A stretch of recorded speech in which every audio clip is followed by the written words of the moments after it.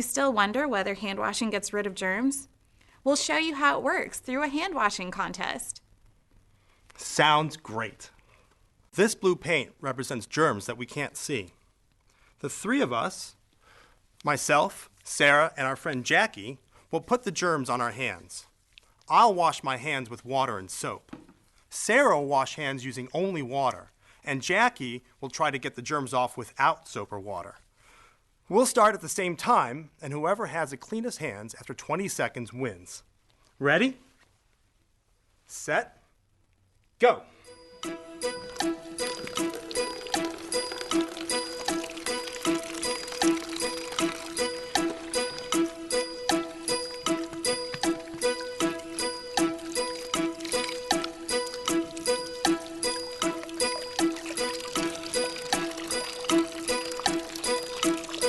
Time's up.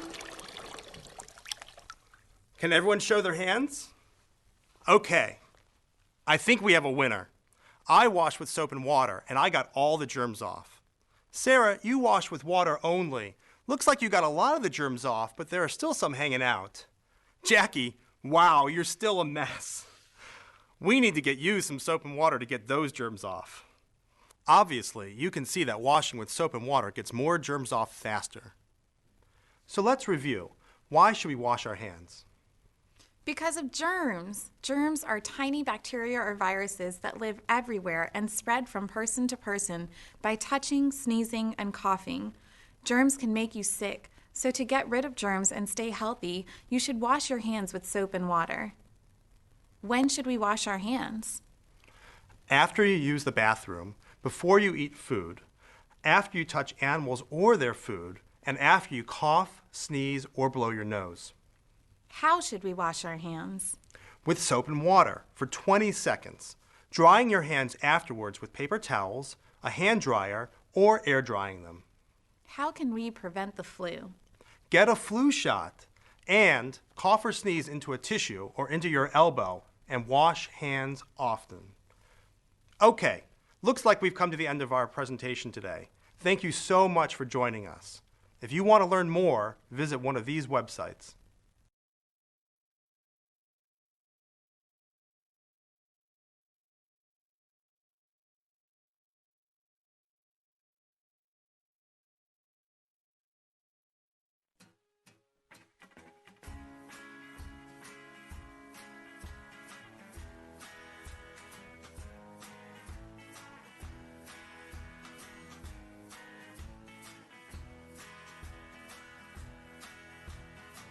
So you have to assure proper fitting, making sure that it covers your nose and your mouth and fits around your face, tightly behind your head. To help you not spread infection, social distancing continues to be just as important. Do not stop social distancing because you have a mask on. Do not touch your mask or your face with your hands. These masks are here to protect you, but they're not always terribly comfortable. Uncovering your nose or even uncovering your mouth with the mask does not protect you any longer.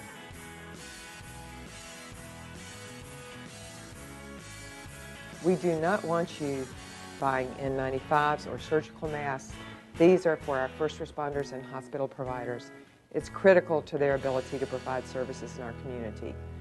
This is what we need you to use. There are guidelines on the CDC as to how to make these masks. Just go to their website and look for cloth masks.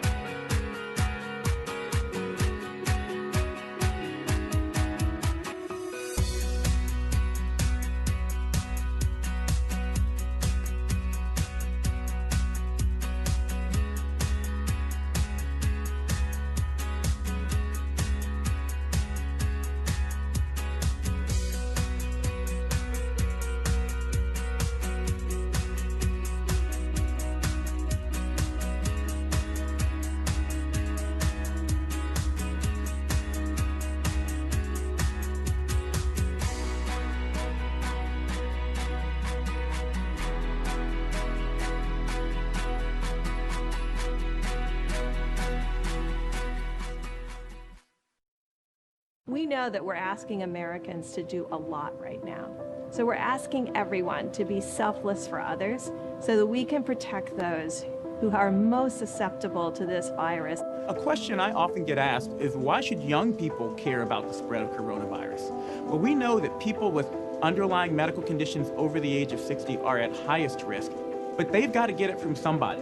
Social distancing is really physical separation of people. It's what we refer to when we ask people to stay at least 6 feet apart. Not going to bars, not going to restaurants, not going to theaters where there are a lot of people. It all just means physical separation so that you have a space between you and others who might actually be infected or infect you. We all have a role to play in preventing person-to-person spread of this disease, which can be deadly for vulnerable groups. For more information on how you can social distance, please go to coronavirus.gov. More than 4 in 10 Americans live with unhealthy air, and more than 33 million live with chronic lung diseases like asthma, COPD, and lung cancer. In fact, lung disease is the 3rd leading cause of death in the U.S., but research can, and does, save lives. For over a century, the American Lung Association has advanced medical and scientific research to move us closer to a world free of lung disease through basic, translational, and clinical research. To put it simply, basic research is where all research begins, to find new ideas, principles, and theories that form the basis of scientific development that leads to exciting breakthroughs. Translational research, also known as bench to bedside, moves theory into medical practice and health outcomes. Clinical research is then conducted to ensure that a new treatment, device, product, or procedure is safe and successful. It takes all pieces of this puzzle working together to save lives through research. We've seen many successes, like our funded researcher Dr. Mary Ellen Avery, who made a discovery in the lungs of babies with respiratory distress syndrome that saved an estimated 800,000 children over 50 years following her discovery, and led her to win the National Medal of Science. And when our Airways Clinical Research Centers discovered that the flu vaccine was safe for people with asthma, the Centers for Disease Control and Prevention changed their recommendations so that all individuals receive the flu vaccine. This life-changing discovery is estimated to avoid 104,000 hospitalizations every year if everyone with asthma got the flu shot.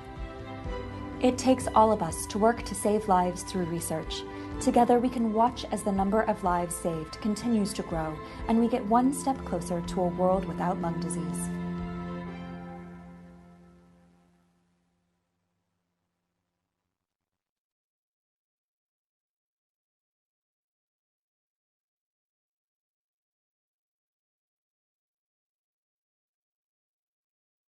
My grandma always says everyone counts, and everyone who lives with us is special. Like my aunt, who took me on my first bus ride to the library, or my older cousin, who walked me to my first day of school, even my mom's friend and her baby who lives with us. The census informs funding for schools, roads, healthcare, and more. So count everyone in your home, including all children on the 2020 census. It's your chance to help them for the next 10 years. You can respond online, by phone, or by mail. Shape your future. Start here. Learn more at 2020census.gov. Because I have diabetes. Because my son has asthma. Because my mom has high blood pressure. Can't sleep. Poison ivy. Depression. I'm Ursula White, a family nurse practitioner. My name is Nicole O'Nash. I'm a physician assistant. My name's Steve North, and I'm a family physician. My name is Cornisha. I am one of the social workers here at Carolina Outreach. Hi, I'm Britt Peterson. I'm a psychiatrist with Mission Health. I'm Shannon Dowler, Chief Medical Officer, North Carolina Medicaid. There are a lot of reasons why it's very important to keep seeing your doctor or other healthcare provider, even when we're in a stay-at-home order. Luckily, across North Carolina, all the insurance companies, including Medicaid and Medicare, are covering your healthcare visit through something called telehealth. It's a two-way office visit from the comfort of your home using a computer, tablet, smartphone, or other approved technology. Telemedicine is so much more than just a virtual visit between you and your provider, especially during this COVID-19 crisis.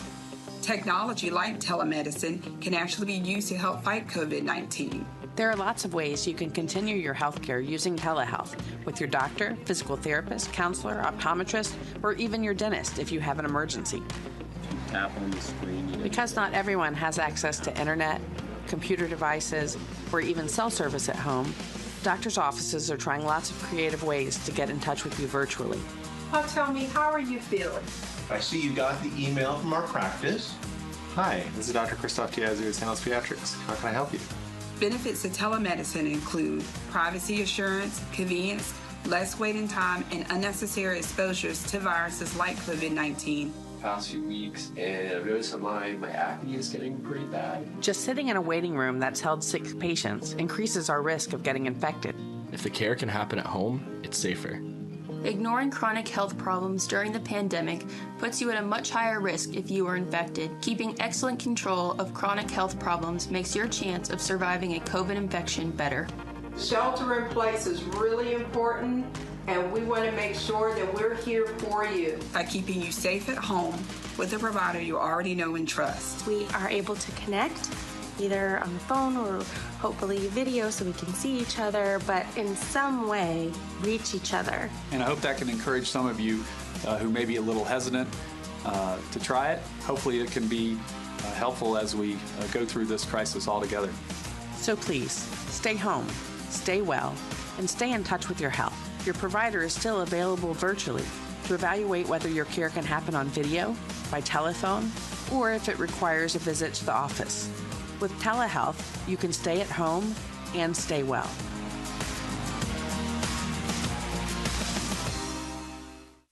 Because I have diabetes. Because my son has asthma. Because my mom has high blood pressure. Can't sleep. Poison ivy. Depression. I'm Ursula White, a family nurse practitioner. My name is Nicole Onash. I'm a physician assistant. My name's Steve North, and I'm a family physician. My name is Cornisha. I am one of the social workers here at Carolina Outreach. Hi, I'm Britt Peterson. I'm a psychiatrist with Mission Health. I'm Shannon Dowler, Chief Medical Officer, North Carolina Medicaid. There are a lot of reasons why it's very important to keep seeing your doctor or other healthcare provider, even when we're in a stay-at-home order. Luckily, across North Carolina, all the insurance companies, including Medicaid and Medicare, are covering your healthcare visit through something called telehealth. It's a two-way office visit from the comfort of your home using a computer, tablet, smartphone, or other approved technology. Telemedicine is so much more than just a virtual visit between you and your provider, especially during this COVID-19 crisis. Technology like telemedicine can actually be used to help fight COVID-19. There are lots of ways you can continue your health care using telehealth with your doctor, physical therapist, counselor, optometrist, or even your dentist if you have an emergency. Tap on the screen. Because not everyone has access to internet, computer devices, or even cell service at home, doctors' offices are trying lots of creative ways to get in touch with you virtually. Now tell me, how are you feeling? I see you got the email from our practice. Hi, this is Dr. Christoph Diazu with Handles Pediatrics. How can I help you? Benefits of telemedicine include privacy assurance, convenience, less waiting time, and unnecessary exposures to viruses like COVID-19. Past few weeks, and I've noticed that my acne is getting pretty bad. Just sitting in a waiting room that's held 6 patients increases our risk of getting infected. If the care can happen at home, it's safer. Ignoring chronic health problems during the pandemic puts you at a much higher risk if you are infected. Keeping excellent control of chronic health problems makes your chance of surviving a COVID infection better. Shelter in place is really important, and we want to make sure that we're here for you. By keeping you safe at home with a provider you already know and trust. We are able to connect either on the phone or hopefully video so we can see each other, but in some way reach each other. And I hope that can encourage some of you who may be a little hesitant to try it. Hopefully it can be helpful as we go through this crisis all together. So please, stay home, stay well, and stay in touch with your health. Your provider is still available virtually to evaluate whether your care can happen on video, by telephone, or if it requires a visit to the office. With telehealth, you can stay at home and stay well.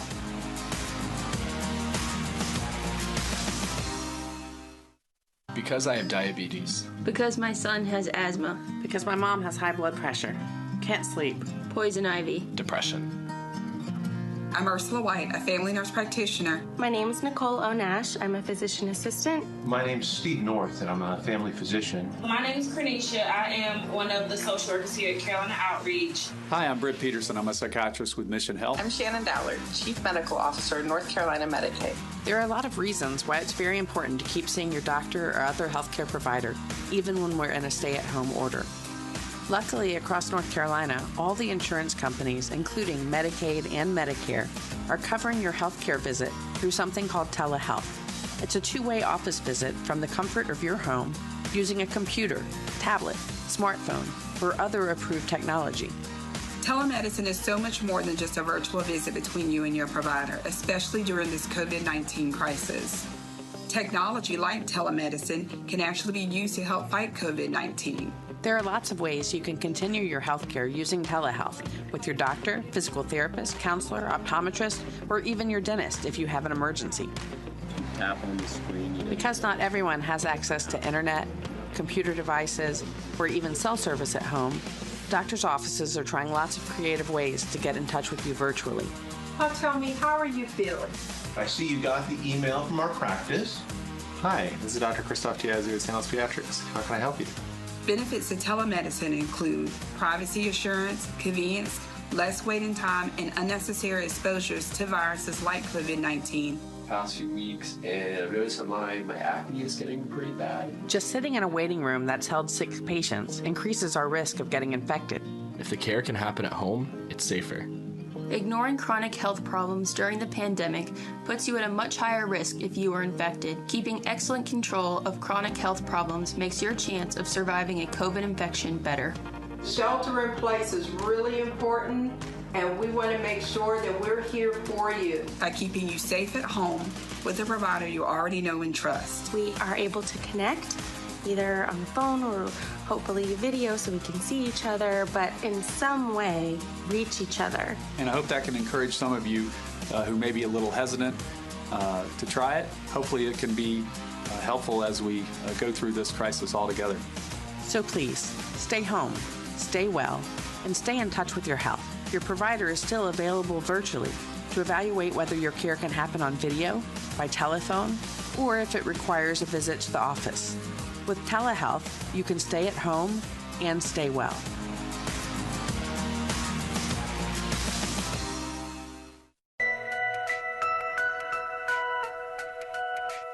There are emergency warning signs you'll want to know about. Anyone who has any of these signs should get medical care right away. Look for these flu emergency warning signs in children: fast breathing or trouble breathing, bluish skin color, not drinking enough fluids. For example, the child is not going to the bathroom as much as normal or having significantly fewer wet diapers. Not waking up or not interacting. The child may be so irritable that he or she doesn't want to be held, or he or she may have flu-like symptoms that improve, but then return with fever and a worse cough. To review, get emergency help right away if your child has any of these emergency warning signs: fast breathing or trouble breathing, bluish skin color, not drinking enough fluids, or not having as many wet diapers or going to the bathroom as normal, not waking up or not interacting, being so irritable that the child does not want to be held. Flu-like symptoms improve but then return with fever and worse cough.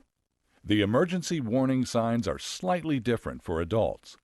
Get medical care right away for any adult who has one or more of the following symptoms: difficulty breathing or shortness of breath. Honey, I think we need to get to the emergency room right now. You're so short of breath. Another emergency warning sign to look for is pain or pressure in the chest or abdomen, or having sudden dizziness. The person may appear confused, or have severe vomiting or vomiting that is persistent and continues. John, I'm going to vomit again. I can't believe I feel this bad.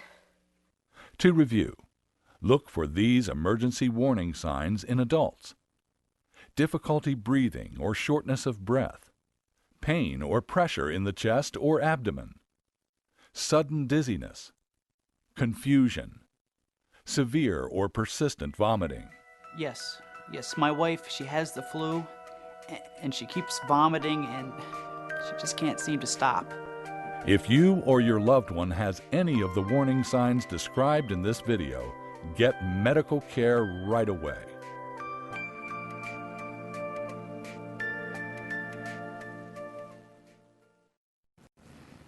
Whenever I see bullying, I don't know whether to say something or tell somebody or just stay out of it. Me and my friends eat lunch in the courtyard so we don't have to get messed with. Sometimes you feel like you should just keep moving, or you could be next. The effects of bullying go beyond those who are bullied and those who bully others.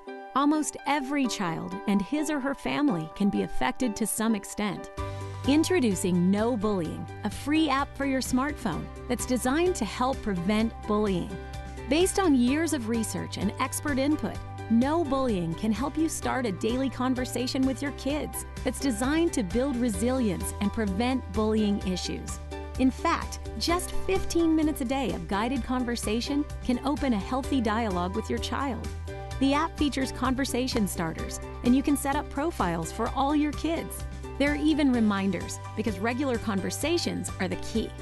Try No Bullying and put the power to prevent bullying in your hand. It's available free in your smartphone's app store.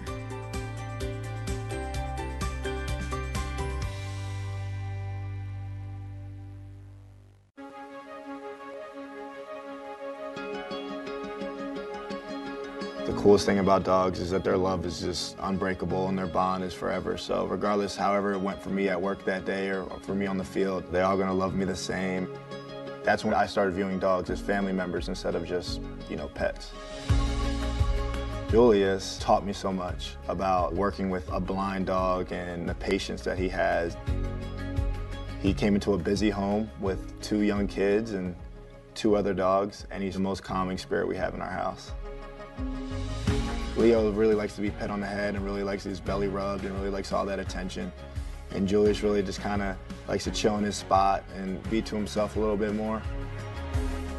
Julius's personality, he's older.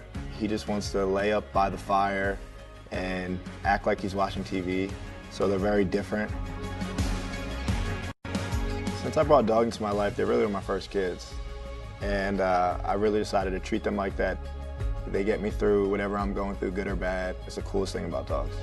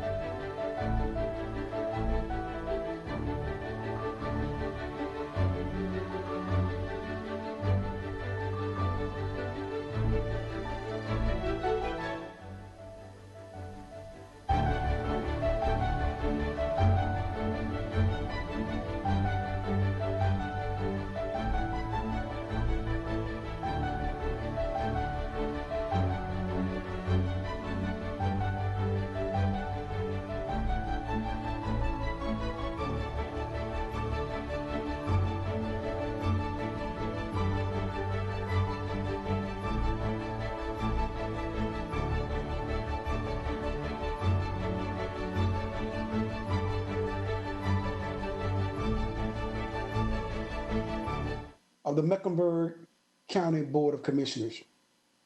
Due to the current COVID-19 state of emergency, the Charlotte-Mecklenburg Government Center remains closed to the public. Therefore, today's public policy meeting will be conducted remotely. Hello, one and all. The sheriff is here.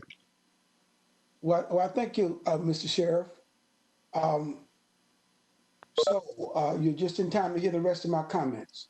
So members of the public may access and view the meeting on the government channel or online at MECNC.gov or at https://mecklenburgravenu.com. That's mecklenburg.rav.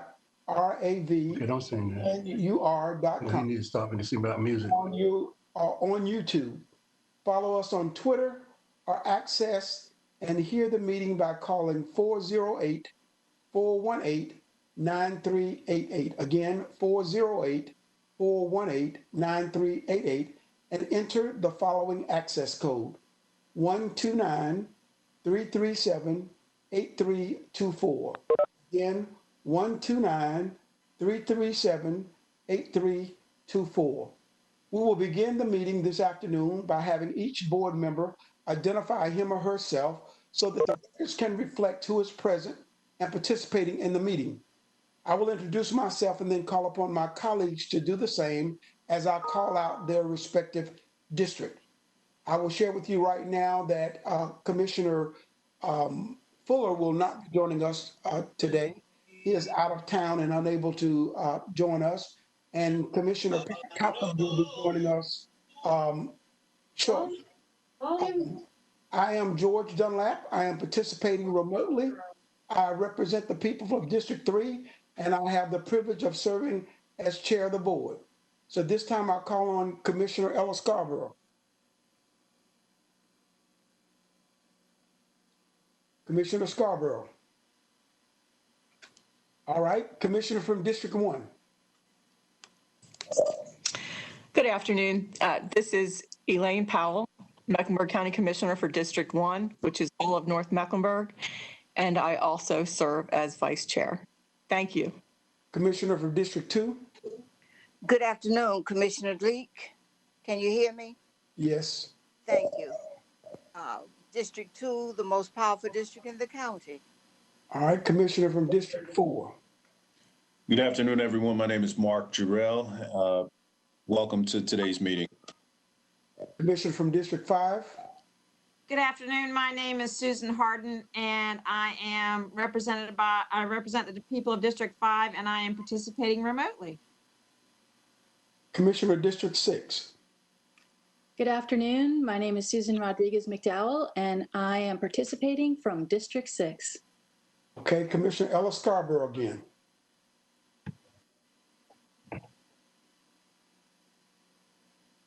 All right. For the record, 6 commissioners are present, which presents a quorum. At this time, I will also ask the following persons to introduce themselves. Clerk to the board. Good afternoon, Emily Kunze, clerk to the board. Our deputy clerk. Good afternoon. This is Christine Smith, deputy clerk. Our county manager.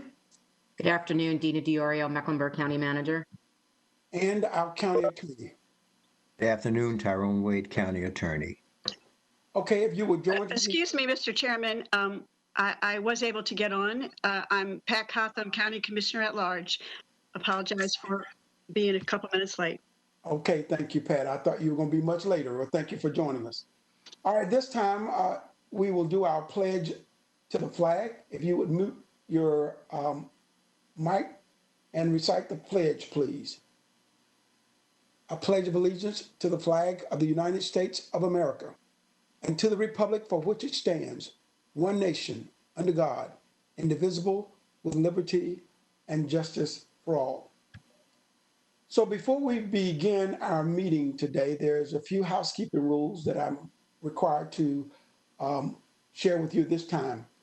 Since we are still conducting remote meetings, there are certain housekeeping rules which every board member must adhere to so that the board minutes will accurately reflect what is taking place here today. If a commissioner wishes to leave the meeting, please ask for a point of personal privilege. State your privilege so that the minutes will capture the actions and attendance of each board member. When a commissioner returns, please announce your return when it is most convenient for you to do so. Since we are not physically present, When a matter is put on the floor for debate, I will call upon each commissioner and ask whether or not they have comments. Please wait to be recognized by the chair before speaking, and please refrain from speaking over one another or interrupting another speaker. May I also suggest that each speaker ends his or her comments by saying, "This concludes my comments." If a commissioner does not have any comments, please state, "I have no comments," or "I do not wish to speak on this matter." Thank you for that. There are 3 items on our agenda today, and it is to receive updates from Raise the Age and Juvenile Detention, Equity and Inclusion update, and our COVID-19 virus update. At this time, I will introduce our county manager for our first presentation. Thank you, Mr. Chairman. Our first item on the agenda today is to get an update on the county's efforts, particularly our sheriff, around Raise the Age and Juvenile Detention. And we will hear a presentation from Dr. Keith Cradle of Mecklenburg County Sheriff's Office. And with that, I will turn it over to Dr. Cradle, or does, if Sheriff McFadden has an opening statement he'd like to make, I can turn it over to him at this time. All right. Welcome, Sheriff Dr. Cradle. Yes, can you all hear me? We can. Thank everybody for this. It's been a long road for the Juvenile Detention Center, but I can say it is running magnificently. We are the model, and I'm going to say that with love and respect. We are the model, and the state knows that we're the model. We have had no real hiccups out there. We're just absolutely just trying to find our way, but as we go through this presentation, since the last time, we kind of added a little bit to it. And then I'll let Dr. Cradle speak about that. But we're excited about it. We're excited about the summer. We're excited about having it because it pushes us to the limit, and we're glad to be pushed to that limit. But again, you know, we thank you all for supporting it. Thank you all for coming out. Thank you all for talking to us. But we got a lot of work ahead, and I'm still going to ask the state for a lot because the state expects a lot from me. But I can tell you that I'm happy to have the Juvenile Detention Center in my city, my county.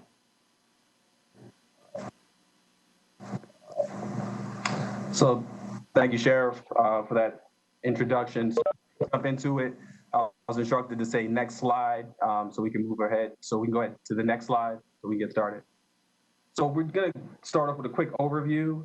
So we think about when we started this process, December 1st, 2019, the state's Juvenile Justice Reinvestment Act, you all know is Raise the Age. It was instituted. So of course you think about all the kids that had, the kids that were going to come into our side of our system.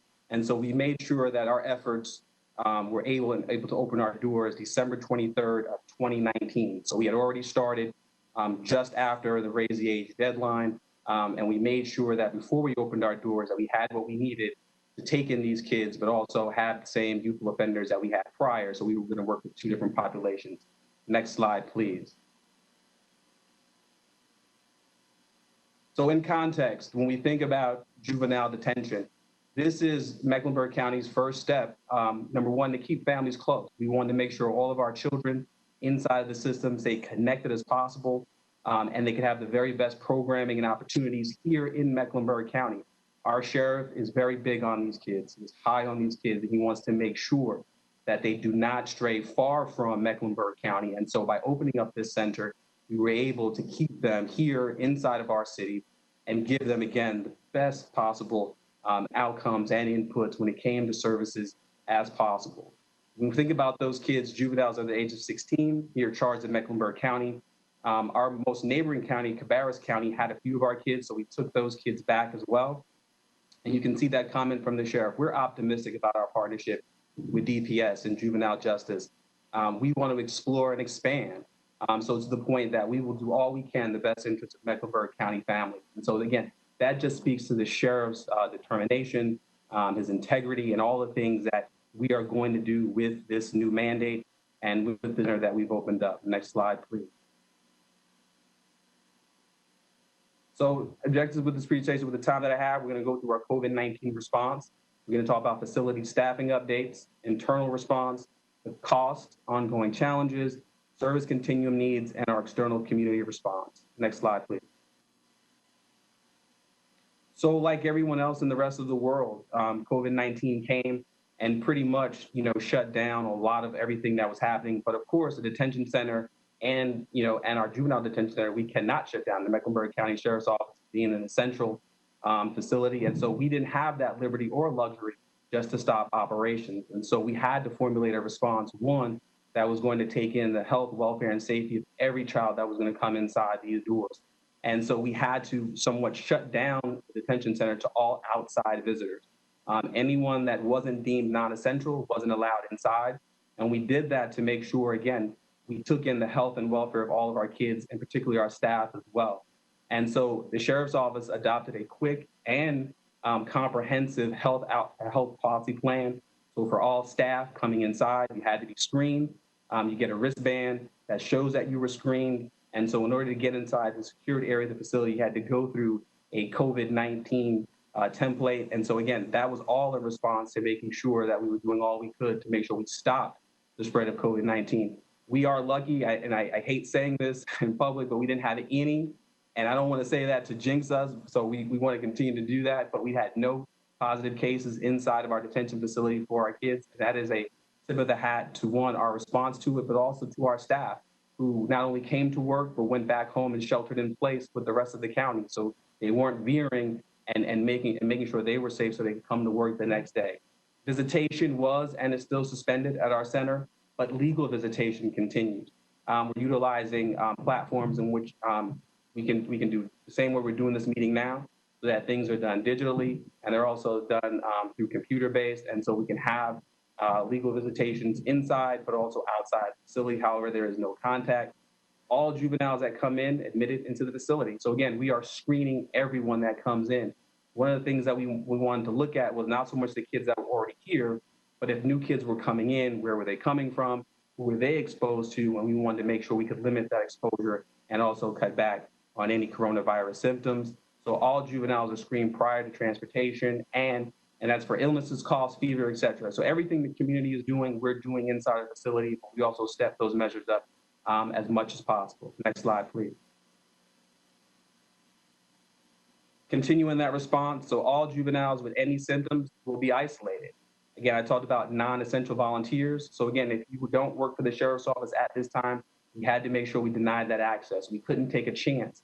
And again, so when we think about programming, we'll get later into that in the presentation, we had to make sure we still had programs for these kids. They still needed to do their schoolwork. They still needed to go to different programming, to make sure that their days were filled out. So I'll talk about that later.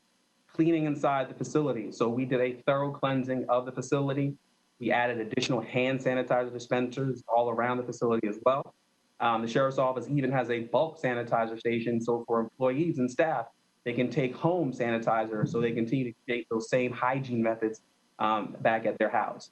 Education ongoing. So we talk about coronavirus, we talk about health and hygiene throughout the day with our kids, and all of our youth and staff have been given masks, good copper masks. I don't know if the sheriff has his off right now to put up, but we have those black copper masks. So the sheriff's office and our sheriff, we spared no expense. Again, we thought about the health, welfare, and safety of these kids, and we recognized that we had to step up and do above and beyond on what was needed to make sure that they were safe and that their parents and their community could recognize that we were taking good care of them while they're with us. Next slide, please. So facility staffing updates. So we are a 72-bed facility. That's what we contracted with the state here inside of our building. So 56 spots for males, 16 spots for females. Currently at this time, the count, we have 23 juveniles. And so this is a little, I needed to update, this has happened today. So we're up to 23 juveniles, and that includes 5 bound over juveniles.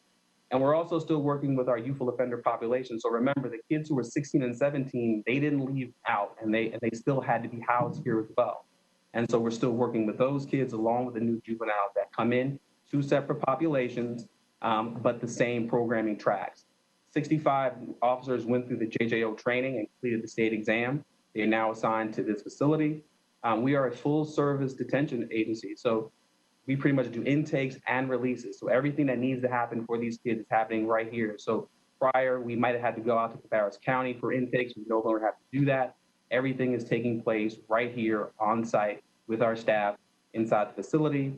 and we are working on the pre-accreditation. And so that process started in April. Of course, with COVID-19, shutdowns happened all around. And so that is one of those things that is still in process, but it's going to take a little bit more time, just depending on what this new normal is going to be and when we can get the pre-accreditation and the auditors back out. Next slide, please. So I talked about this in our first update when we talked with you all about Mecklenburg County's Equity in Action Plan and how we align with that. We just wanted to bring that back up just to let you know again that our programming efforts are in alignment with the county's Equity in Action Plan. And so we continue to look at this and we continue to make adjustments and make sure we're tweaking it to the best of our ability so that we're in line with the county and that everything that you all are doing, we're doing. And so that way, again, our kids, our staff, and our community are benefiting from all of us being in alignment with what the county is saying needs to be done. Next slide, please. So let's talk about the revenue impact, talk about cost.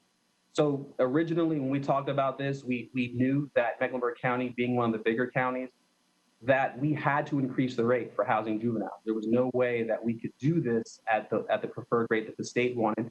And so the sheriff's office negotiated a higher rate to bring in juveniles to make sure we could do this and at the best cost possible. So as you see, the current federal rate, $153.38. And so that's what we're operating off of. FY20 revenue estimate for approximately 7 months, as you can see, $415,000. Potentially more if the sheriff's office accepts 15-year-olds. And so we have accepted 15-year-olds now. And that started June 1st. So we are now taking 15-year-olds as well. And that's why that number of kids here today is a little bit higher. And so the revenue for a 72-bed capacity, to get to capacity, should be approximately $4 million. Next slide, please. So talk about cost per day. So this includes direct and indirect costs, $296.48 per day. Direct sheriff's office costs, $237.58 per day.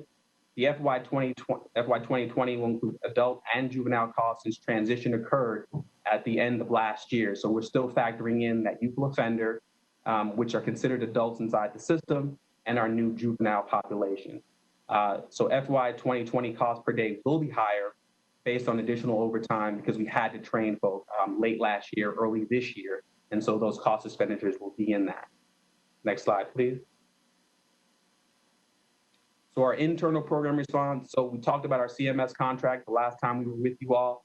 And so at that time, we looked at that budget. And so for FY 2020, the budget for CMS was about $550,000. We just recently received that FY 2020 contract. We have been in contact with CMS about those dollars, about that budget. And I know they've had contact and conversation with the county manager's office. And so they are in a process, I believe, of trying to take over that, where the sheriff's office is no longer a part of that. So the FY 2020 CMS request was $658,000. FY 2021 budget has $0 appropriated to CMS in the sheriff's office budget because that should be going over to CMS. And we're currently working with CMS to define service level expectations. One of the things that we have to stay on top of and that we're worried about is that now that CMS takes over that contract, will they not provide us with the same service level that we had been doing in the past? And so when the sheriff's office was paying for this program, we could dictate what those terms of the agreement were and also how many staff that we needed and where those teachers were going to be appropriated.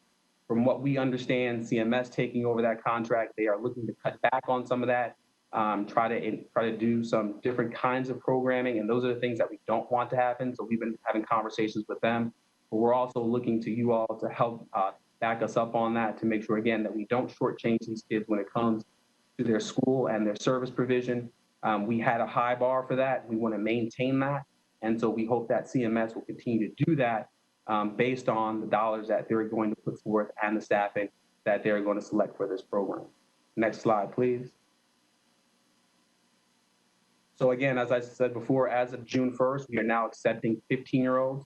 That does not affect our programming in any form or fashion as long as they're high school age, and most of all these kids are of high school age, so they'll fit inside of our programming that we currently offer. We are ready to accept them. Like we started seeing a few of them earlier last week. And so they're fitting right inside of our model. One of the other things that we wanted to do, and our sheriff is very high on community service and community engagement. And if Turning Point was going to be our school of contact, for a lot of the kids here, we wanted to go deeper into our community connections and help those kids transition for long-term success. So the Sheriff's Office officially adopted Turning Point Academy as our site. So the Sheriff's Office and our staff will send resources along with advocacy for Turning Point throughout the year. We adopted the streets around Turning Point as well through the city. And so we will also sponsor some cleanups and continue to do clothing drives, book drives, and anything else that the school needs. Many of you may not know that Turning Point does not have a PTA. And so we will act as that de facto PTA for that school. Once again, helping those kids transition, but at the same time, going deeper inside the community and not just helping the school, but the community around them. We've added 2 additional staff, and we will hire our first ever recreation and reentry coordinator very soon. That person should be coming on next week, and they will help primarily with doing internal recreation. So we have our rec center and our outdoor summer camp, as well as reentry coordination. So as kids get ready to leave, this person will be tasked with making sure that all the community connections that they need, that they will do in touch with the parents, agencies, and the community, so kids will have a warm transfer when they leave the facility. Next slide, please. You can take a look at our youth location. I think I've shown this picture before, so you can see those pictures on the wall. Again, giving kids a positive mantra as they walk out and get their day started. So again, creating an environment that is safe, welcoming, and warm, so that these kids know they're cared for and it doesn't look like a normal detention center. Next slide, please. We got new furniture, so updating, the painting is in process. And so this was a part of the juvenile justice money that was sent down. And so now, again, trying to create an environment in which these kids can not only recreate, but they will be housed. And we want to make it as friendly, family friendly as possible. So you see rugs, more enlightening furniture, again, a shorter ratio for officers, so less kids to each officer, wet cells, and again, that natural light to give kids that outside perspective. So we want to, again, make sure the environment is welcoming and, again, gives them the best possible opportunities for rehabilitation.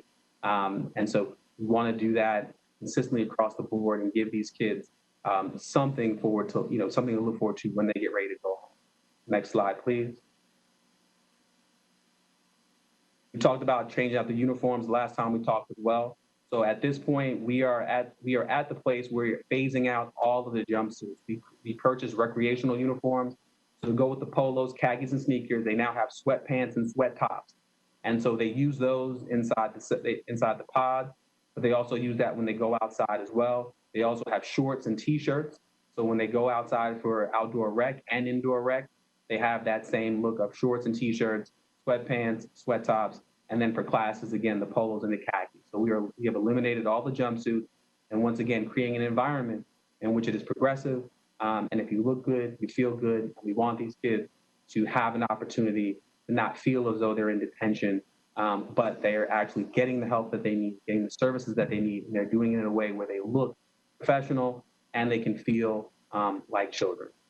Next slide, please.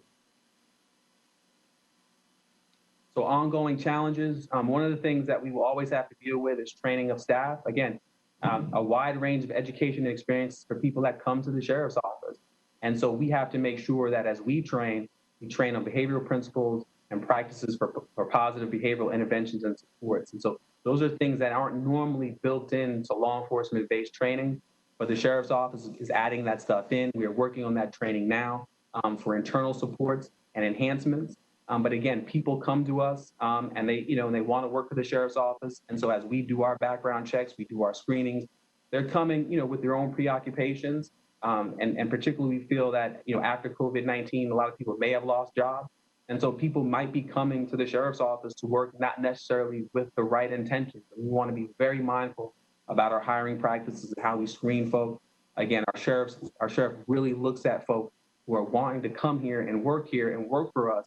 But you have to be in the right state of mind. He's looking for that, for folks that want to work with these kids, and not just work with them, but be invested in their lives long term. Another ongoing challenge is the number of youth assigned to our facility changes frequently. So one of the things that we're looking at, we did youth offender detention before, kids actually stayed longer. As we've seen in the last couple of months, as we've been doing this, kids in the juvenile justice system usually leave out a lot faster. So that's going to be a challenge for kids completing programs.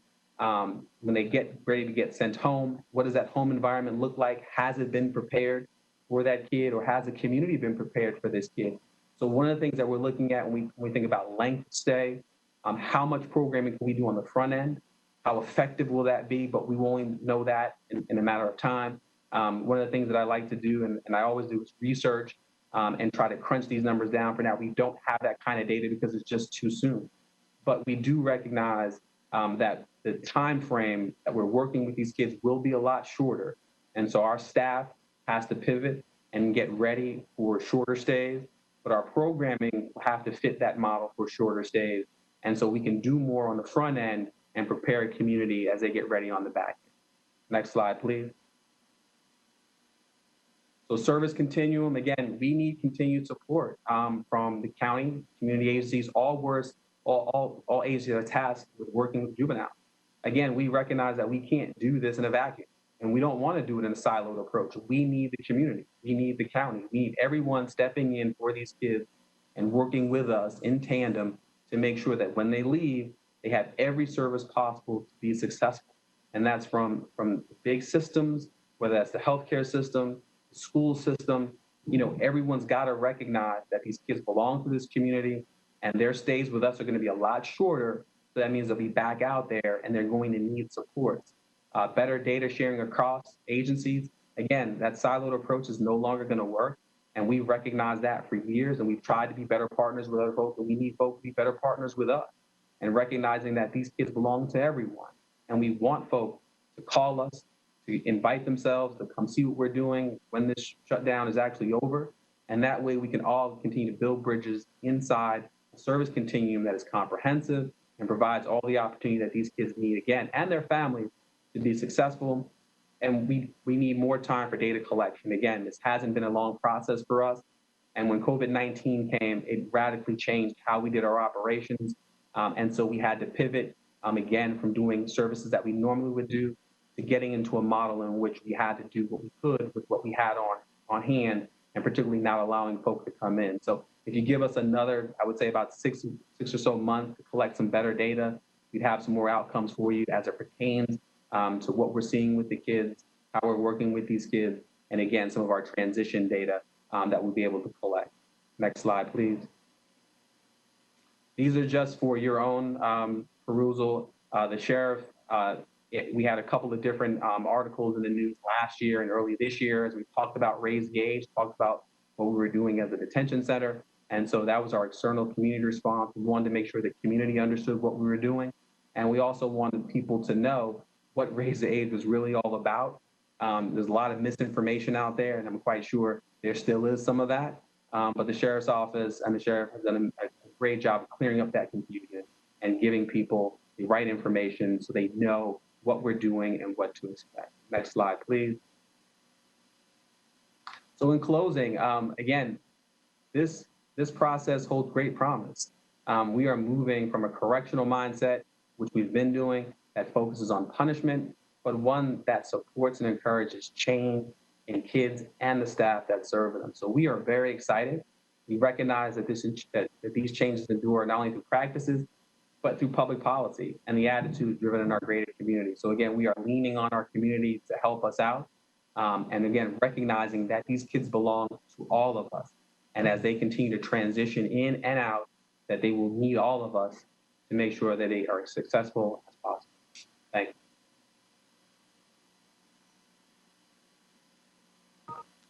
Okay, Dr. Kramer, thank you so much for your presentation. First thing I want to do is, I think Commissioner Scarborough has joined us. I want to give her an opportunity to introduce herself. Commissioner Scarborough. Ask some questions as he spoke in reference to how, and I think he sort of answered this, but how can the county help? How can we help because I'm with the county commission.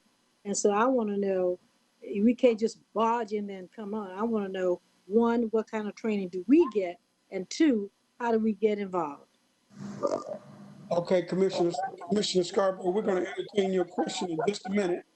But I wanted people to know that you had joined the meeting. Colleagues, before we get started with our questioning, I remind you that this is a time certain meeting, meaning that we end at 5. 3 items on our agenda. Of course, I couldn't divide them up equally because some are longer presentations than the other. So for this period of questions, you'll have a total of up to 5 minutes. So what we like to do is do up to 4 minutes the first time and then a follow-up question. And if you don't use all your time the first time, you can have the remainder of that time on your second question. And since Commissioner Scarborough started with questions, we're going to give her an opportunity to ask her questions. Commissioner Scarborough. Yes, thank you very much. And again, I want to be sure that what we are doing with the children, the young people, I always am very cautious by saying what we do with the young people. We have to make sure we don't address them out of their quote the way they like to be addressed. And so I want to know, number one, how long is this program going on? Investment, I like to use the word investment, not programs. And secondly, how can we get involved?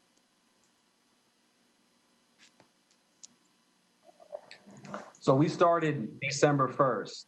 And so we've been online since then, December 23rd. When the law was passed, December 1st, we started on December 23rd. So we've been operational since then. And so your question about how you can help, for us, it starts again with you all as a board, supporting our efforts, talking to other agencies, making sure that they're in line with what we're asking for, particularly with CMS. I brought that up in an earlier slide. We want to make sure that the school system recognizes that these kids are important, that they're valued, yes, and that they don't slash that budget in an effort to try to cut back on services and try to maintain that same service level provision. Also, when we do open our doors back up and things become, relatively safe again, I firmly believe the sheriff wants you to barge on in. Come on down and visit him, visit us, so you can see firsthand what we're doing. And that way you have a more informed approach about how you can utilize, your voice and your advocacy for this detention center, for these kids, and for the programs that we offer. Where are you located? We are at Spectre Drive, so up 77. Okay. I know where Spectre Drive is. Thank you. You're welcome. Thank you. Commissioner Pat Cotton. Thank you, Mr. Chairman, and thank you, Sheriff and Dr. Cradle, for a great presentation. It's certainly, I just want to give my great feelings of such a great change in our youth facility. It was pretty awful, and I remember seeing the kids in solitary confinement, and so the accent on helping them and supporting them and being part of the community is going to make a big difference. So I give credit to our sheriff and to his team. I do want to know specifically the age of the youngest child you will have. Is it 15 or is it younger? It's 15. We're taking 15, 16, and 17-year-olds. Okay. All right. Yeah, I would just like to also just say if there's anything that I know a lot of my colleagues are also very interested in this, and anything that I can do, please let me know. I'd be happy to come over or whatever, but I give you great credit for all that your leadership on this is certainly going to make a difference in our community. Thank you. Thank you, Mr. Chairman. That concludes my comments. Okay, Commissioner District 5. Thank you. I appreciate the presentation. It's fantastic. And I think people you're right. I think there's a lot of confusion around this program. So thank you for the information for the public. Can you talk about, I guess one of the things I'm concerned about is that, you know, we know that COVID is a very isolating phenomenon, and young people need interactions. And then detention is a very isolating phenomena. And so what are we doing to make sure that the mental health of these kids is being taken care of as we go through this double isolating kind of situation? So thank you.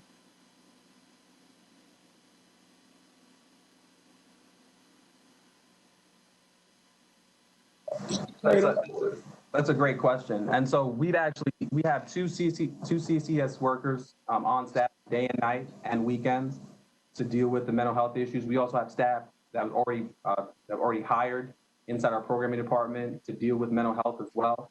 And so we've actually had to host a lot more individual and group counseling within the facility. But we've also increased our phone calls for the parents to the kids.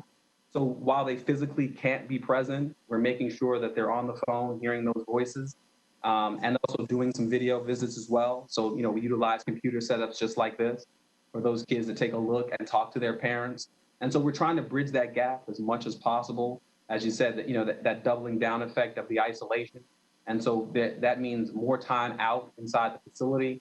And again, giving them free range to hit the library, to roam around, to interact with staff in a safe manner. Again, everyone has masks. So we're trying to make sure we create an environment that is a somewhat normalized environment inside of a pandemic. And it's working as best as it can. Recognize that kids try to tell us, through sometimes verbal and nonverbal cues how they're doing. And so it's incumbent upon the staff to stay on top of that. But when we recognize that a kid probably is having an episode that is, they just can't handle it because of the fact that very different and they're used to being out and about or seeing people, then we double down those efforts, again making sure that parents, folk that might have mentored them in the past, we try to get as many numbers as possible to stay in contact with those people, to get them on the phone, help walk them through that, and then our staff will cocoon that same effort with their training and with their skill set. Thank you for that. And Mr. Chairman, I don't have any further questions at this time, but I would like a follow-up question later. Thank you. Okay. Commissioner District 6. Thank you, Mr. Chairman. I am just really happy with this direction that you guys are going. I think it's tremendous. I think challenging the status quo, as you always do, Mr. Sheriff, is exactly the right thing to do. I feel like all of the things that you talked about are so intentional. The positive interventions, being invested in their lives long term. I mean, these are all things that I really think what you're focusing on is just so healthy. And I really appreciate how you turn things towards the positive, and not just with juveniles, but with the jail as well. So I really want to thank you for your work. I was wondering, when you talked about the non-essential volunteers have no access due to COVID, what do the non-essential volunteers do? Question. So non-essential volunteers, those have been some people that we have contracts with that provide maybe a life skills based program, our GED teachers, our CMS teachers. So all those agencies shut down, and we also had to block that access for this limited time as everyone's working through their own process. Okay, great. Okay, thank you. And then it seems like you have 23. You have 23 there with a capacity for 72. Is that right? We're at 23 juveniles, and today 15 youthful offenders. So that's the combined population of the kids that are here. Yes, but we still have more beds. Okay, so will we be taking kids from other places, or are we, just have this capacity that we hope not to use? So that's a question for. Question for what? The sheriff. We are equipped for 70. Excuse me, the sheriff is going to answer that. We are equipped for 72. That's what North Carolina, when we were debating this, so we are ready for 72. And that will be our max. We hope that we never reach that, but we will have the staff and the facility is ready for 72. So if we get to that, we'll be ready for it. Okay. I don't want to belabor it, but I was just wondering if you have staff for 72, does that mean that the people who are there get way more attention and a way smaller groupings because the capacity, you're not at full capacity? Well, the state has regulations on us, the ratio, so they create the ratio for us to have inside the facility. So we go under their guidelines. Oh, okay. So even if you have extra people, you don't necessarily engage them.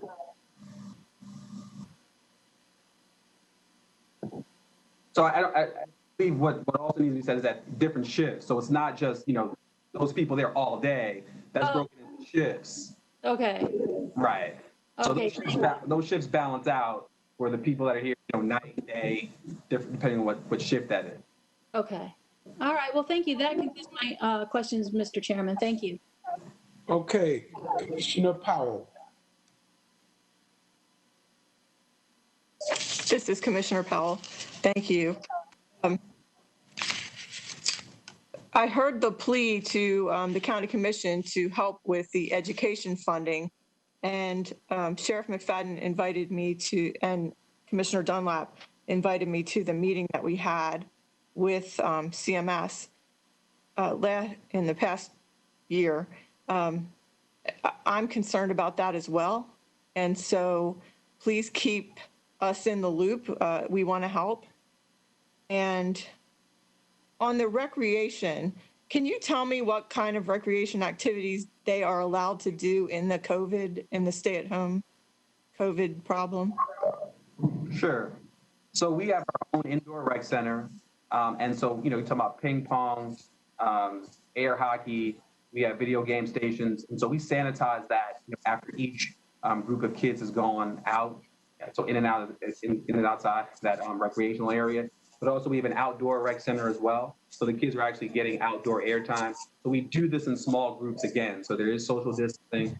Again, they have the mask, but we also make sure that we have what we need to sanitize after each use. I love recreation has become an important focus, and I think that it will help. I mean, it's so hard to be isolated, and I think this recreation helps, and hopefully the opportunities haven't decreased. Do you think they've decreased COVID? Initially, we had to be as safe as possible. We had to recognize, because again, this was moving very swiftly, and as information was coming to us, again, the health and safety of the kids was paramount and first and foremost. And then once we started to dial in on what our processes were, we were able to do it in a safe and secure manner. And so now we've actually ramped that stuff back up, and even added, the kids are doing a horticulture program now as well. So they're outside doing a community garden. And so, we've really gotten back on track with what we can do, but we want to be very intentional about that. But again, taking in their safety and their health first and foremost, and not just rushing it for the sake of rushing. I really appreciate that you're being so safe, and that recreation is still an important part of the program. And I just love the positive atmosphere, the energy, of the energy of being positive and the energy of hope. And if we can't have hope and positive energy going toward our youth, I just think it's the most important thing, and I really appreciate you and the Sheriff and your work. So thank you. That concludes my comments for now. Thank you. Okay, Commissioner Leak. Thank you, Mr. Chairman, and to the most powerful sheriff in the country. I have read through the information, and the first thing I thought about when you gave your report, accountability, accountability, accountability. And that's what we ask for. And this is what you have given us, a plan in which you intend to, is presenting and you're going to implement your plan. You know what your work is going to be. And one of the major things that I saw was a clean facility. That's number one. And a well-trained staff that knows what they have to do and is doing with our children. The children look wonderfully well in the new outfits that the sheriff decided that he would afford for those young people to wear. The other piece is that those who work with our children are to be commended. It takes a lot of energy, it takes a lot of time, and a lot of concern. And I see that you have dedicated people working with you and working for you. And one of the other issues that I saw in here, you said you're going to work on behavioral principles, practices of positive behavioral intervention and support. So any questions that we have, you have the answers for us in your presentation today. I want you to know my visits previously, I worried about the welfare of the children, and especially the children that look like me, because that was a greater number of children that you have in your facility. And to hear you say accountability, but what's concerning me now is a concern about education and the cooperation of the school board in making it happen. And as I sit here concentrating on this presentation and what we're hearing across the country, I hope another incident does not take place that we have experienced before recently. So I'm hoping that because of what you're doing, sir, that the parents of our children will be pleased and understand what you're doing and cooperate and make sure that they are a part of the process of training and changing the lives of our children, because they're becoming younger. When you said 15 years of age, that concerned me. When I saw in the news a 15-year-old had shot and killed someone recently within the confines of this community. So I'm saying to you, Mr. Sheriff, I feel good about accountability.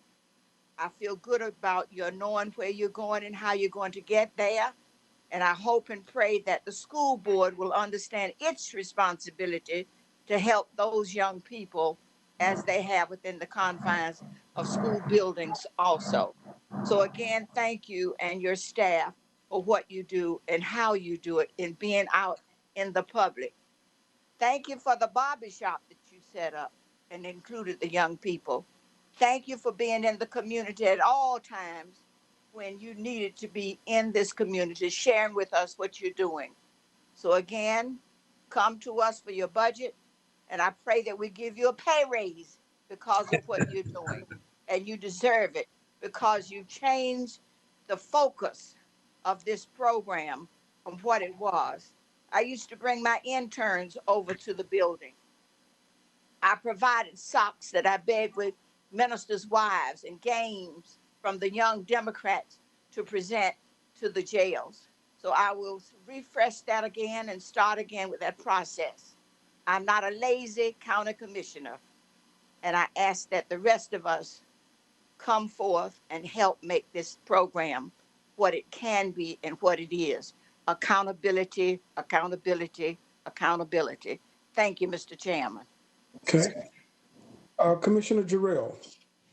Thank you, Mr. Chairman. Dr. Cradle, I definitely want to say thank you for this presentation, and also want to turn my attention to our sheriff and say thank you to him for his not only his leadership, but his innovation when it comes to trying to make changes within our criminal justice system and the way we apply different measures to help rehabilitate and produce good citizens back into our community. And I think that innovation can't be overstated. And we see that in this presentation as well. And everywhere I go in the community, you know, out at the protests and other areas, people are always talking about our sheriff and how he is so committed and dedicated in spaces and places where most are not, whether he's giving out masks, food, and most people don't know everything that you're doing, but certainly appreciate the value that you bring to the community. And I want to turn to Dr. Cradle, because during your presentation, it was evident that your approach, you really recognize and your team recognizes the need for a comprehensive approach to achieve the positive outcomes that we need to produce good citizens.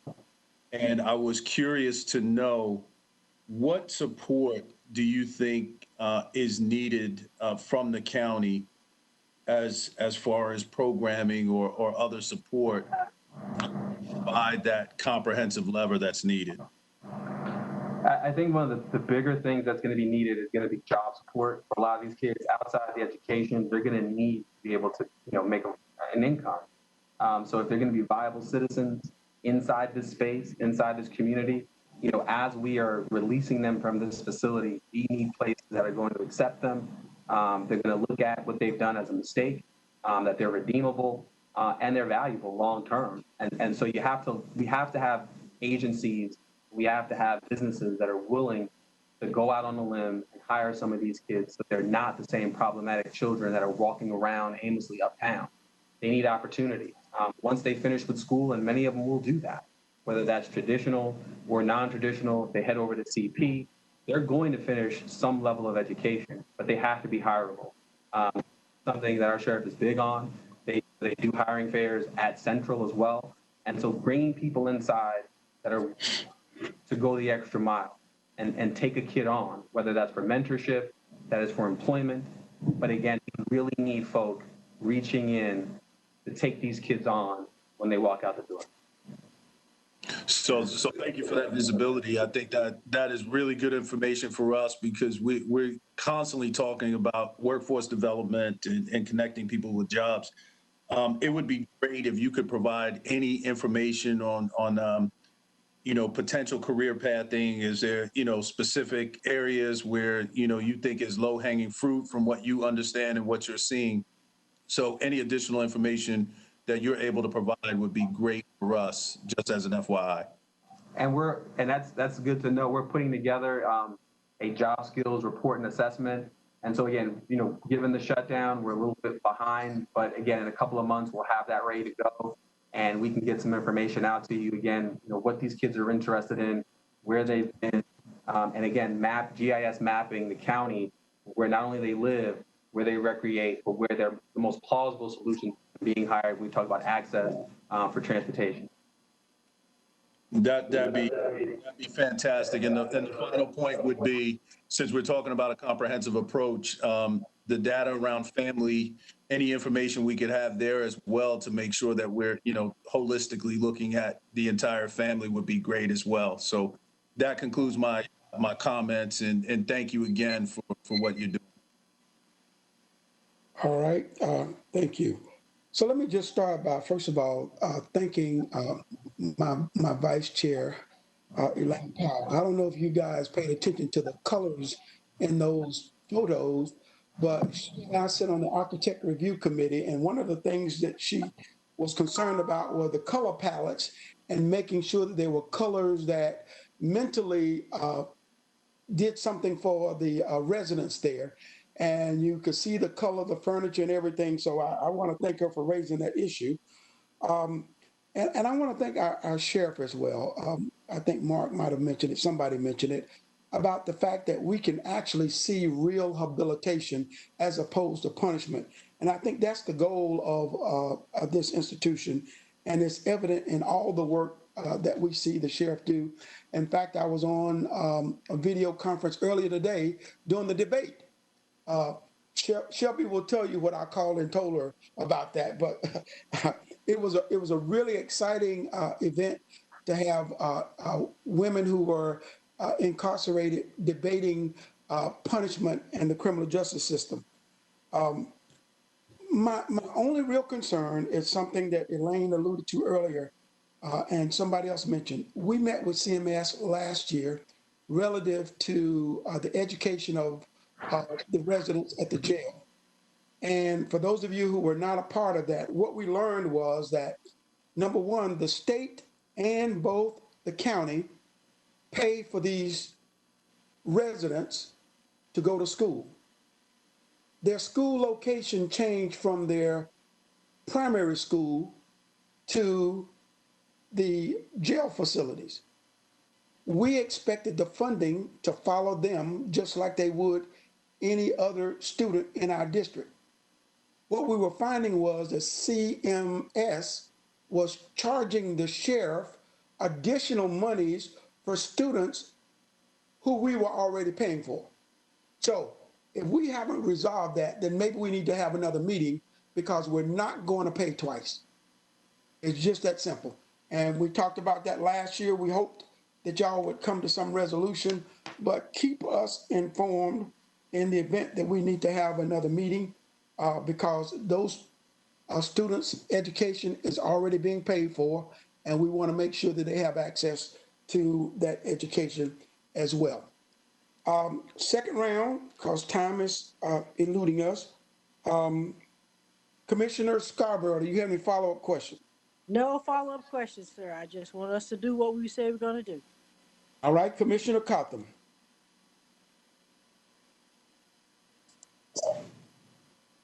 Thank you, Mr. Chairman.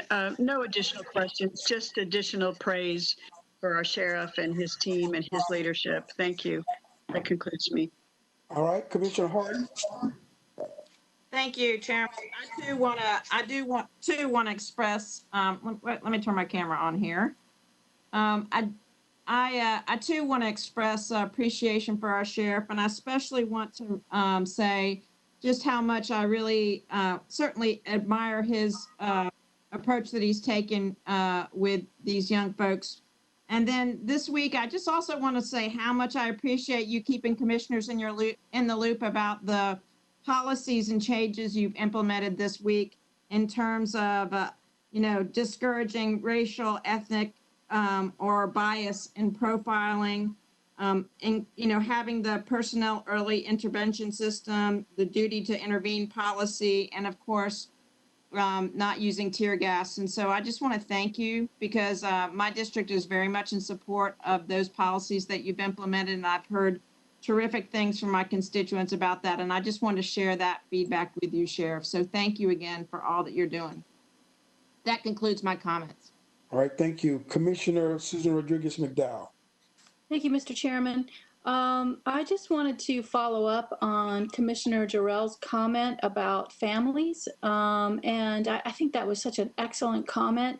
And I just wanted to follow up by asking, do we have programs in place already for the families as a whole, looking at as a holistic, for those, because you mentioned that they would have shorter stays.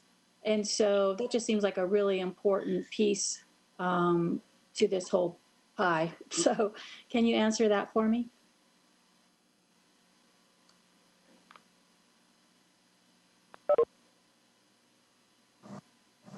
Sure. When it comes to the parents, again, we have the comprehensive model includes all parents. And so not only do we have release packets for the children that go to the parents, we have involved the parents inside, the facility as allowable, take part in not only the program that we're having, but we let them know what they've done with that programming. Additionally, when it comes down to parenting, when it comes to the juvenile justice model, they have to be involved. And so very different from youthful offender detention, where youthful offenders were considered adults, the parents didn't necessarily have to be involved. With JJ, they have to be involved. And so we're going to see a lot more of those parents, which creates more phone calls for us, which we're very glad about. Or, it took an arm and a leg to get some of these parents on the phone to commit to being inside some of these children's lives. But inside this justice system, they have to be involved. And so we're going to continue to see those parents, and we have programming built around that when it comes to visitation, when it comes to technology. And so we're making sure that we're bridging that gap for the parents, our facility, and again, working with the community. Thank you very much. I really appreciate that. Thank you, Mr. Chairman. Okay, Commissioner Powell. Thank you. I don't have any further comments except the sheriff knows how to find me. He knows how to quickly, and I really appreciate you and Dr. Cradle. Thank you. All right, Commissioner Leak. Thank you, Mr. Chairman. I just want to say our children are redeemable. And I want to say that I did mention in my comments about the involvement of parents, because they certainly are a part of the process. So I'm asking you and thanking you. The thing that worries me still about the money that follows children where they go and not at the jail. So if our chairperson and vice chair is meeting with the Board of Education, we like to know what's happening and what the response is when the next meeting takes place, so we can be involved. Accountability, accountability. All right, Commissioner Jarrell. No additional questions, Mr. Chair. Just thank you for the presentation. All right, and again, I'd like to thank the sheriff for accepting our invitation to come and present to us and keeping us informed of all the things that's going on in and around the sheriff's office. It is so much appreciated. The community appreciates it as well. And you know that we are serious. For those, and I said this for those who didn't know, this was a meeting that took place last year as we tried to intervene in a discrepancy that was happening between the sheriff department and the sheriff department and CMS. And so we were invited to be a part of that. So we're still looking for a resolution. And if necessary, we need to get back together again, please let us know. Thank you both again, Dr. Cradle and Sheriff, for the presentation today. Yeah, I thank you all, and I thank you all for the support. When I talked to other sheriffs, I said, I don't have no problem with my commissioners. I'm just keeping them informed. But you have to know that I love this job, and I don't say that easily. And I definitely love the kids. And, you know, when we're talking about outdoor sports, hopefully that I can play badminton with my youth, because me and a young man has an undefeated badminton championship. So we're spanking everybody. I don't know if he's still here, but we are dedicated to our kids.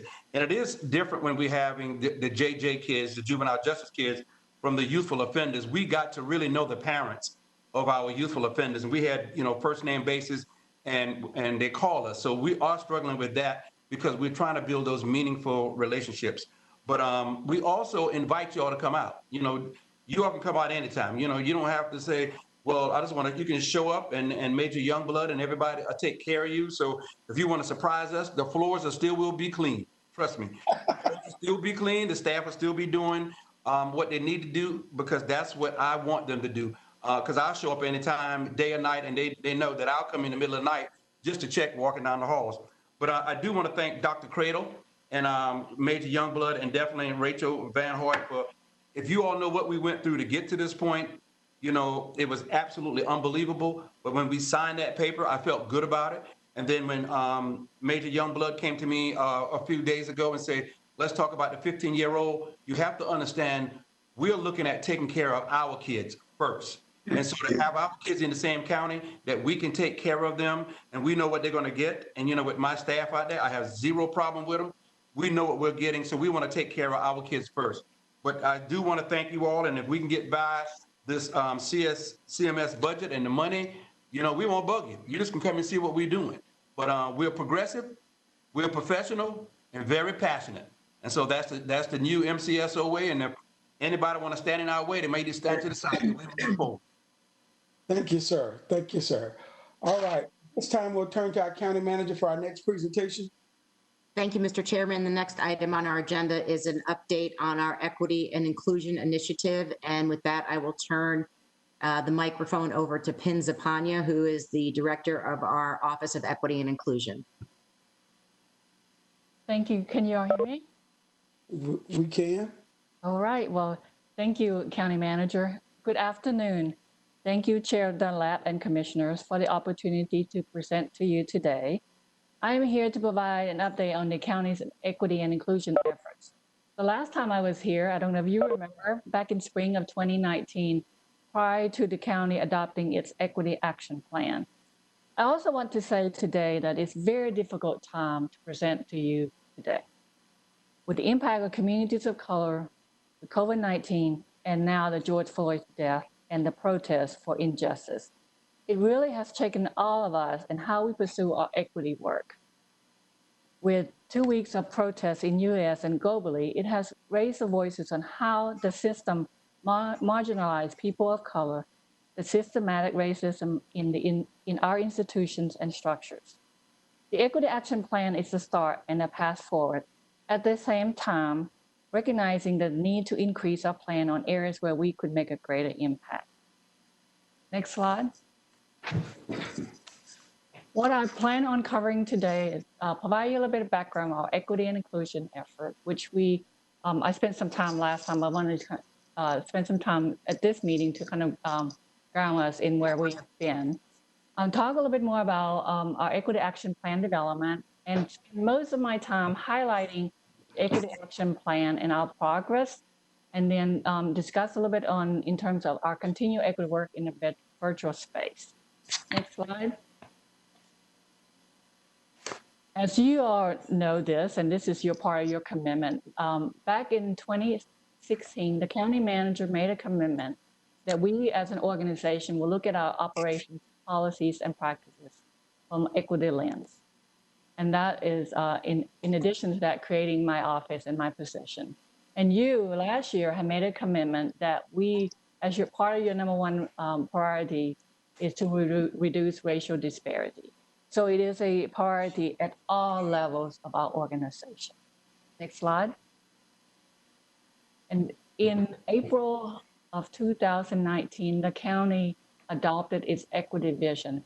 That is that we envision all people in Mecklenburg County will have an equitable opportunity to thrive in the workplace and the community. That is ensuring that all people, the keywords here, the keywords are all people and opportunity to thrive. And we want to ensure that in everything that we do. Next slide. In light of recent events, I wanted to make sure that we are grounded in our thinking and how we refer to these terms and concepts. Racism is often thought as an individual act of bias. To fully address the impacts of racism, it is important to address institutional and structural biases. I wanted us to think about in these three different levels. Individual racism, we're talking about the prejudgment, bias, and discrimination by individuals based on race. Institutional racism, it's about the policies, practices, and procedures that work better for white people than people of color. Often it is unintentional and inadvertently.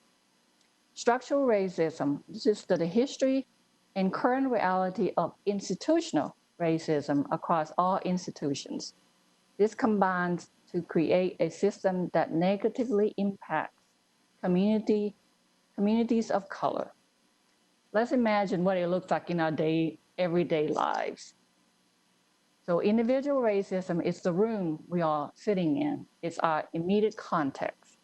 Institutional racism is the building this room is in. It is the policies and practices that dictate how we live our lives. Structural racism is the skyline of the buildings around us, all which interact to dictate our outcome. Next slide.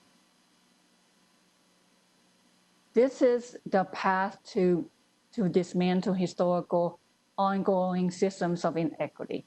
We must look beyond equality, which is the notion of same opportunity, to equality, the notion of fairness and outcomes for all. So you've seen this slide before, and at the last time I presented, and you all are pretty much are speaking the same language here as well. Next slide.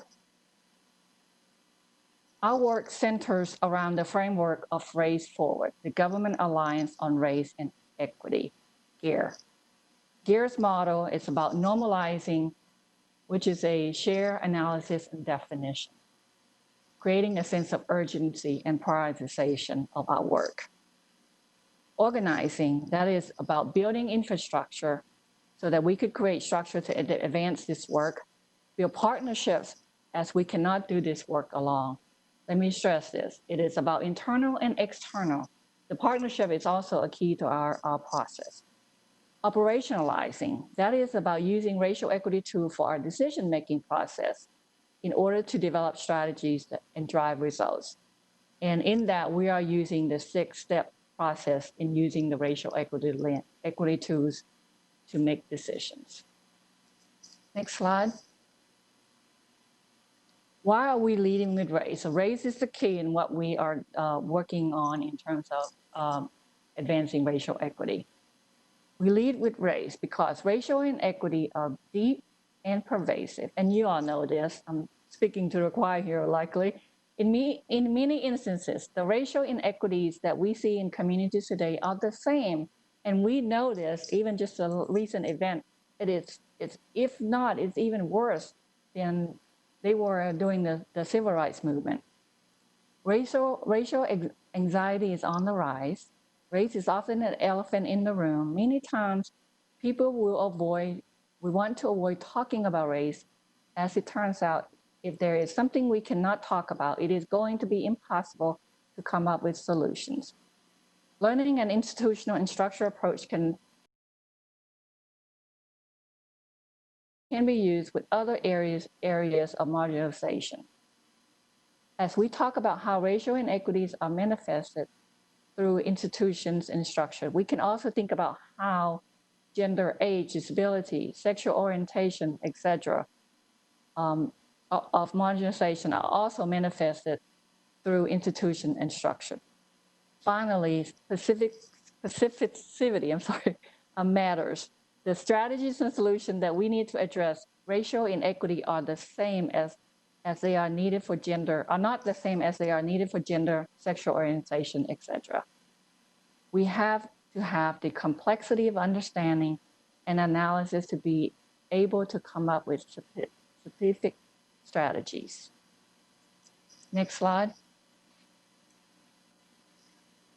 Working within our institutions to ensure that race no longer plays a predictive role in determining how well we do in American society.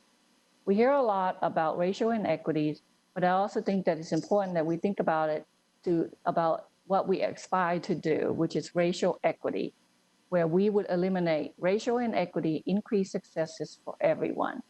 Our goal isn't just to close the gaps, since we don't want to just make this equally bad for everyone. We have to be able to target strategies to focus improvement for those that are worse off and move beyond services and focus on changing policies, institutions, and structure. Oftentimes when people are thinking on closing the gaps, they think in terms of treating symptoms, not causes. As a result, end up talking about programs and services. While program services are critically important, we would never be sufficient to achieve racial equity unless we address policy, institutions, and structure. Next slide. This particular slide, I spent at the last time talking a little bit more in depth. I won't spend that much on this today. But back in FY18, we launched our work. The first thing that we did was conducted countywide equity assessment, which created a baseline for us.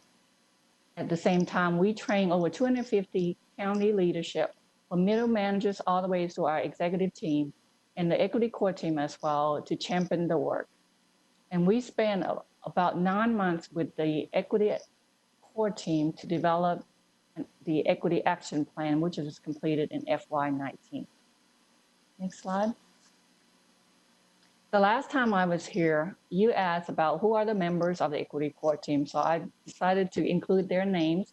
And if we were in person, had a meeting in person, I would have introduced all of them to you.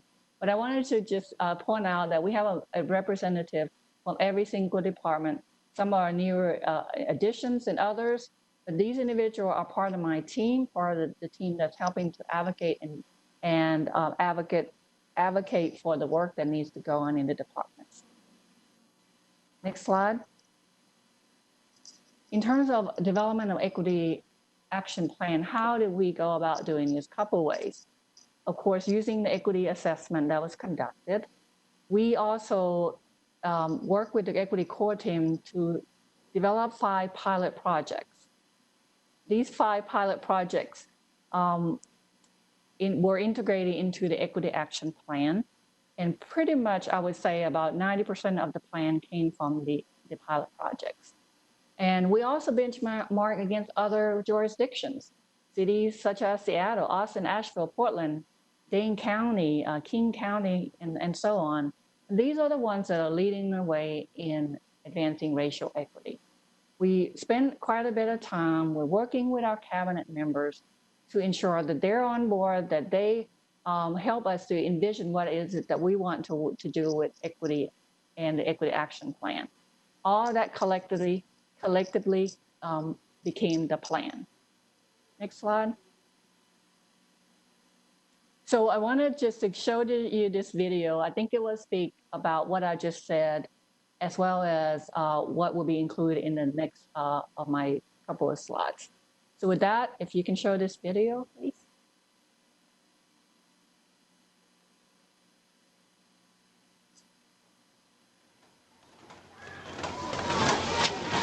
I was shocked. I was hurt. Felt a lot of emotions. We watch it on TV, other places, but when it hits home, it really hits to the heart. It was a very mixed emotion and very challenging, very difficult experience to observe.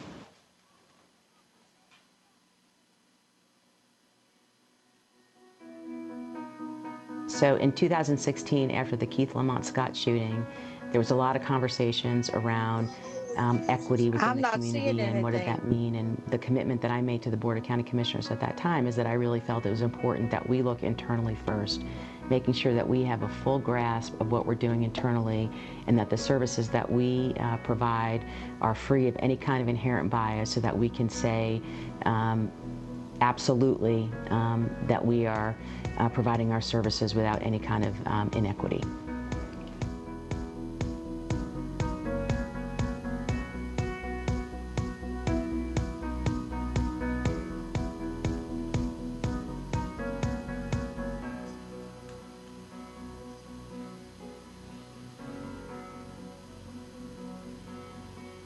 Basically, racial equity is about closing the gaps so that we could improve outcomes for everyone, including all residents of our community, our workforce, or every employees in the workplace. Equity really means meeting people where they are, and it's not about delivering the services in the same way every single time. It's about delivering services in the way that people can really receive them.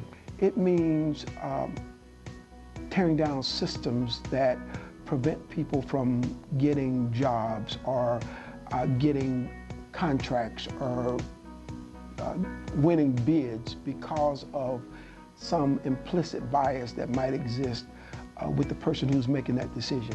At the core of racial equity is really justice and ensuring that the color of someone's skin and where they come from is not going to predict their outcomes in life. And not everybody starts at the same starting line. So sometimes you have to do something to get people a little bit further ahead because they're not always, starting from the same point.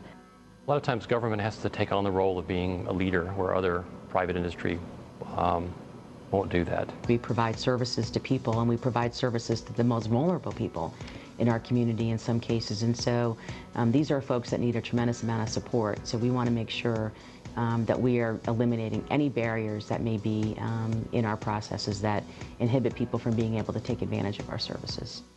I think when it comes to racial equity, sometimes people have a scarcity mindset, which is to say that if and as others improve, that I might lose.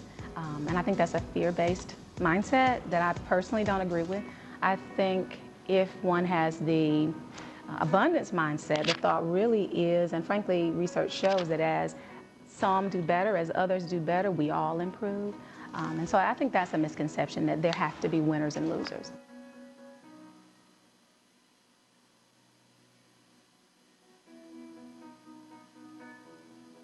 I see our role as the Equity Core team as kind of twofold. One is the educational piece of letting people know what is racial equity, how do you use a racial equity toolkit, what does that even look like and what does that mean? And the second piece, I think, really normalizing conversations. These issues aren't easy issues to talk about, and no one, anyone who tells you that is lying. They're really challenging, but I think The important part is that we do have these conversations and we realize how we can create a safe space.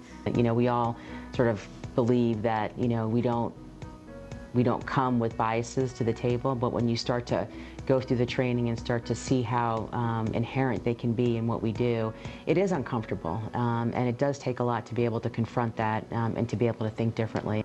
Matters of race hit really close to home for me. Oftentimes people look at me and try and figure out, you know, where am I from? What's my background? I grew up in a household with a white mom and black dad, and really trying to struggle and figure out what that meant for me and my identity. And when we had conversations around race, where did I sit? What was my perspective supposed to be on those things? And so throughout, you know, elementary, middle school, high school, even college, really struggling with that identity piece. And I think it's such an important conversation that we need to have. It's awkward, but you have enough of them and you kind of get past the awkwardness, and let's just figure out what are some real solutions, or how can we talk with one another about difficult conversations. People care about this. Our employees really care about this. So I think that they're going to benefit from having those kinds of conversations, but I think everybody's going to be much better off for it. I think we're in a unique position to be able to make a difference and say that people who are promoted because of their job skills or because of their work ethic or some other reason other than because they're black or white or they're male or female or they're gay or straight. If we do the work and the training for this, Mecklenburg County would just be a better place for us all, and that's our desire, for all of us to thrive.